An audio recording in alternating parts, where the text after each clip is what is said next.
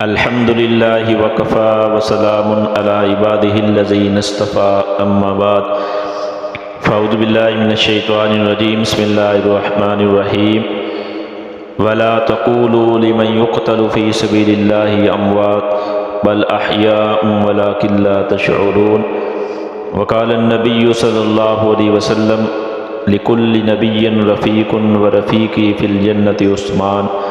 صدق اللہ العظیم و صدق رسولہ النبی الکریم۔ میرے محترم بھائیوں اور ساتھیوں، ذی الحجہ کا مہینہ چل رہا ہے۔ اس مہینے کی 18 تاریخ کو 18 ذی الحجہ کو حضرت عثمان رضی اللہ عنہ کا یوم شہادت ہے۔ آپ حضرات جانتے ہیں کہ آپ رضی اللہ عنہ کا نام عثمان ہے اور لقب ذو النورین ہے۔ حضرت آدم علیہ السلام سے لے کر نبی اکرم صلی اللہ علیہ وسلم تک کسی نبی کی 2 بیٹیاں ایک آدمی کے نکاح میں یکے بعد دیگرے نہیں آئی سوائے حضرت عثمان رضی اللہ عنہ کے۔ یہ سعادت، یہ خوش نصیبی، یہ فضیلت اگر کسی کے حصے میں آئی تو وہ حضرت عثمان غنی ہے۔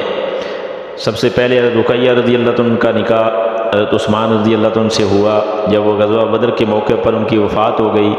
پھر حضرت ام کلثوم رضی اللہ تعالیٰ عنہ حضرت عثمان رضی اللہ عنہ کی زوجیت میں آئی۔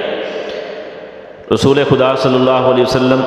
ہجرت کر کے جب مدینہ تشریف لائے تو حضرت عثمان رضی اللہ عنہ کے فضائل ہم نے بیان کر رہے ہیں۔ تو حضرت عثمان رضی اللہ عنہ نے دین کے بارے میں جو خدمات کی اور اللہ کے نبی صلی اللہ علیہ وسلم کے حکم پر جو اپنا مال اللہ کے راستے میں قربان کیا اور اللہ کے نبی صلی اللہ علیہ وسلم نے اس موقع پر جو ان کے لیے فضائل بیان کیے، اس کے کچھ واقعات آپ کے سامنے رکھنے ہیں۔ جب رسول خدا صلی اللہ علیہ وسلم ہجرت کر کے مدینہ تشریف لائے تو میٹھے پانی کی آپ صلی اللہ علیہ وسلم اور آپ صلی اللہ علیہ وسلم کے صحابہ کو بڑی تکلیف تھی۔ ایک کنواں تھا جس کا مالک یہودی تھا، جس کا نام روما تھا کنواں، اس کنویں کا نام روما تھا اور وہ ایک یہودی کے قبضہ میں تھا اور اس کا پانی وہ منہ مانگے داموں بیچتا تھا۔ تو آپ صلی اللہ علیہ وسلم نے فرمایا کہ جو شخص اس کنویں کو خرید کر اللہ کی راہ میں وقف کر دے گا تو اس کو جنت ملے گی۔ تو عثمان رضی اللہ عنہ نے اس یہودی کو منہ مانگے داموں میں خرید کر سارے مسلمانوں کے لیے اس کو فری وقف کر دیا تھا اور سارے لوگوں نے اس سے فائدہ اٹھایا تھا۔ تو اللہ کے نبی صلی اللہ علیہ وسلم نے عثمان کو جنت کی بشارت دی۔ اسی طرح عثمان رضی اللہ عنہ کی دین کی یہ بھی خدمات ہے کہ مسجد نبوی کی زمین جو تھی وہ بھی عثمان رضی اللہ عنہ نے خرید کر سارے مسلمانوں کے لیے وقف کی۔ غزوہ بدر کے موقع پر جب رقیہ رضی اللہ عنہ بیمار تھی تو آپ صلی اللہ علیہ وسلم نے فرمایا کہ اے عثمان، آپ رقیہ کی تیمارداری کے لیے یا ٹھہر جائیں۔ تو آپ صلی اللہ علیہ وسلم نے ان کو یہاں ٹھہرا دیا، لیکن آپ صلی اللہ علیہ وسلم نے فرمایا کہ جو بدر میں شریک ہونے والوں کو ثواب ملا ہے وہ سارا ثواب عثمان رضی اللہ عنہ میں اس پہ برابر کے شریک ہیں۔ عثمان رضی اللہ عنہ کی فضیلت کا اندازہ آپ اس واقعے سے بھی لگا سکتے ہیں کہ اللہ کے نبی صلی اللہ علیہ وسلم نے جب ان کو اپنا سفیر بنا کر مکہ بھیجا تو کفار نے آپ رضی اللہ عنہ کو قید کر لیا، یہاں تک کہ آپ صلی اللہ علیہ وسلم تک یہ اطلاع پہنچی کہ عثمان رضی اللہ عنہ شہید کر دیے گئے۔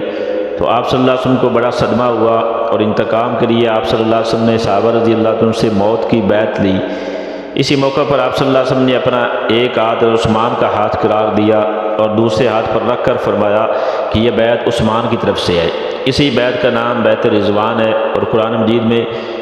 اس بیعت میں شامل ہونے والوں کے حق میں اللہ جل شانہ نے فرمایا ہے لقد رضی اللہ عن المؤمنین اذ یبایعونک تحت الشجرہ، یعنی ہم ان سارے مومنوں سے راضی ہو گئے جنہوں نے درخت کے نیچے آپ صلی اللہ علیہ وسلم کے ہاتھ پر بیعت کی اور ان کے لیے اللہ جل شانہ نے جنت کا اعلان کیا۔ اور عثمان رضی اللہ عنہ کا یہ بھی ایک ممتاز ان کے اندر کی ایک صفت تھی کہ عثمان رضی اللہ عنہ بڑے باحیا تھے، یہاں تک کہ غسل خانے میں بھی آپ رضی اللہ عنہ کبھی سطر ننگا کر کے نہیں نہاتے تھے بلکہ چادر وغیرہ باندھ کر غسل خانے میں بھی نہاتے تھے، اتنی زیادہ شرم و حیا کرتے تھے۔ ایک مرتبہ آپ صلی اللہ علیہ وسلم تشریف فرما تھے، دروازے پر دستک ہوئی، پوچھا کون؟ جواب ملا کہ ابو بکر۔ آپ صلی اللہ علیہ وسلم نے فرمایا کہ آ جائیے۔ تھوڑی دیر بعد پھر دستک ہوئی، پوچھا کون؟ فرمایا عمر۔ تو آپ صلی اللہ علیہ وسلم کی طرف سے جواب ملا کہ آ جائیے۔ تیسری مرتبہ پھر دستک ہوئی، پوچھا کون؟ جواب آیا عثمان، تو آپ صلی اللہ علیہ وسلم لیٹے ہوئے تھے، پنڈلی سے کپڑا ہٹا ہوا تھا، اٹھ کر آپ صلی اللہ علیہ وسلم بیٹھ کے اس کپڑے کو آپ صلی اللہ علیہ وسلم نے درست کیا، پھر فرمایا کہ آ جائیے۔ تھوڑی دیر بعد جب وہ حضرات سارے آپ صلی اللہ علیہ وسلم کے پاس بیٹھ کر چلے گئے تو حضرت عائشہ رضی اللہ عنہ نے کہا کہ اے میرے آقا، یہ بات میری سمجھ میں نہیں آئی کہ پہلے ابو بکر آئے تو آپ اپنی حالت پر اسی طرح لیٹے رہے، عمر آئے آپ اپنی حالت پر اسی طرح رہے، کپڑے درست نہیں کیے، لیکن جب عثمان آئے تو آپ نے اپنے کپڑوں کو درست کیا۔ تو آپ صلی اللہ علیہ وسلم نے فرمایا کہ عائشہ الا استحیی من رجل نستحیی منہ الملائکہ، عائشہ کیا میں اس شخص سے حیا نہ کروں جس سے آسمانوں کے فرشتے بھی حیا کرتے ہیں۔ تو یہ بھی عثمان رضی اللہ عنہ کی ممتاز ایک خصوصیت تھی کہ اللہ کے نبی صلی اللہ علیہ وسلم نے ان کے آنے کی وجہ سے اللہ کے نبی صلی اللہ علیہ وسلم نے اپنی پنڈلی پر کپڑا سیدھا کر دیا۔ حضرت عبد الرحمن بن سمرہ رضی اللہ عنہ ایک روایت بیان کرتے ہیں، وہ فرماتے ہیں کہ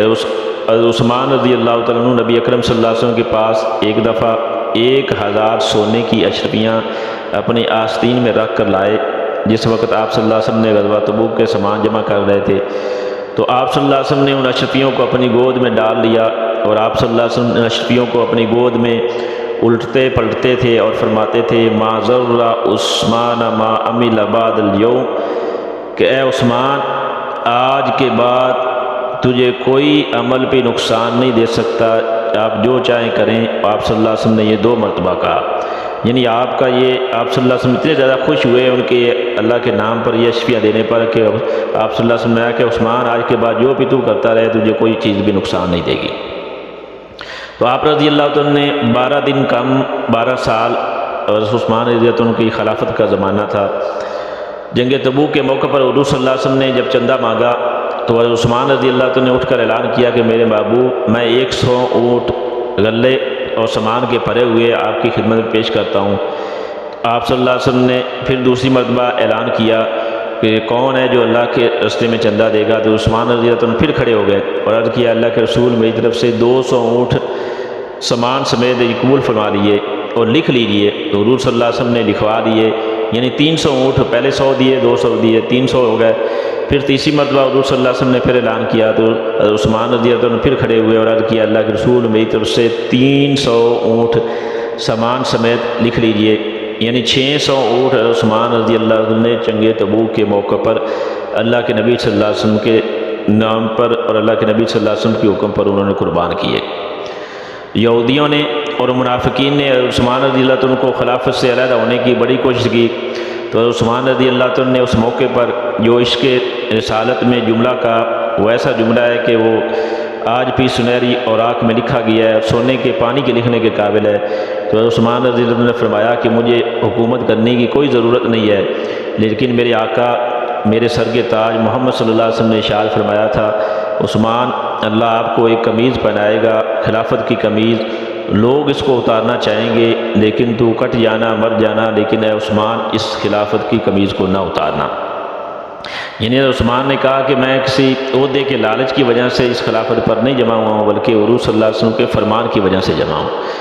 تو آخر میں عثمان رضی اللہ عنہ کی شہادت سے قبل آپ کا 40 دن آپ کا کھانا پانی عثمان رضی اللہ عنہ پر بند کر دیا گیا تھا۔ حضرت علی رضی اللہ عنہ نے کوشش بھی کی پانی لے جانے کی، مگر باغیوں نے حضرت علی رضی اللہ عنہ کو اندر نہ جانے دیا۔ بالآخر حضرت علی رضی اللہ عنہ نے اپنے دونوں بیٹوں حضرت حسن حسین رضی اللہ عنہما کو حضرت عثمان رضی اللہ عنہ کے دروازے پر چوکیداری کے لیے مقرر کر دیا۔ یعنی کتنے خوش نصیب ہیں کہ جنت کے نوجوانوں کے سردار جو ہیں حسن حسین وہ حضرت عثمان رضی اللہ عنہ کی پہرے داری کر رہے ہیں۔ وہ پہرے داری کے لیے حضرت علی نے ان کو مقرر کر دیا تاکہ کوئی باغی حضرت عثمان رضی اللہ عنہ کو نقصان نہ پہنچائے۔ باغیوں نے اس دروازے سے جہاں حسنین کھڑے تھے داخل ہونے کی کوشش کی، لیکن ان دونوں حضرات نے آگے سے ان کے ساتھ لڑائی کی، مزاحمت کی، جس کے نتیجے میں وہ زخمی بھی ہوئے، لیکن ان باغیوں کو انہوں نے آگے نہ جانے دیا، یہاں تک کہ باغی پچھلی طرف سے دیوار پھلانگ کر اندر داخل ہوئے۔ عثمان رضی اللہ عنہ اس وقت قرآن پاک کی تلاوت کر رہے تھے اور عثمان رضی اللہ عنہ کے سر پر لوہے کا چیز ماری، جس وقت عثمان رضی اللہ عنہ کا خون گرا اور قرآن پاک کی اس آیت پر گرا فَسَيَكْفِيكَهُمُ اللَّهُ وهو السمیع العلیم. یعنی یہ آیت، اس آیت پر حضرت عثمان رضی اللہ عنہ کا خون گرا، اور اسی حالت میں عثمان رضی اللہ عنہ اللہ تعالیٰ کے دربار میں جا کر پہنچے اور شہادت کے مرتبے کو پایا. کسی کی شہادت کی گواہی بدر کا میدان دے گا، کسی کی شہادت کی گواہی احد کا میدان دے گا، کسی کی شہادت کی گواہی خندق کا میدان دے گا، کسی کی شہادت کی گواہی تبوک کا میدان دے گا، کسی کی شہادت کی گواہی یرموک کا میدان دے گا، کسی کی شہادت کی گواہی حنین کا میدان دے گا، کسی کی شہادت کی گواہی فلسطین کے میدان دیں گے، کسی کی شہادت کی گواہی کشمیر کے میدان دیں گے، کسی کی شہادت کی گواہی افغانستان کے میدان دیں گے. مگر قربان جاؤں عثمان تیری عظمت پر، تیری فضیلت پر، تیری رفعت پر، کہ تیری عظمت پر، کہ تیری شہادت کی گواہی اللہ کا قرآن دے گا. اللہ تعالیٰ ہم سب کا حامی و ناصر ہو. فروزاں ہیں سینوں میں شمع نفس، فروزاں ہے سینوں میں شمع نفس، مگر قلت وقت کہتی ہے بس. وآخر دعوانا ان الحمد للہ رب العالمین.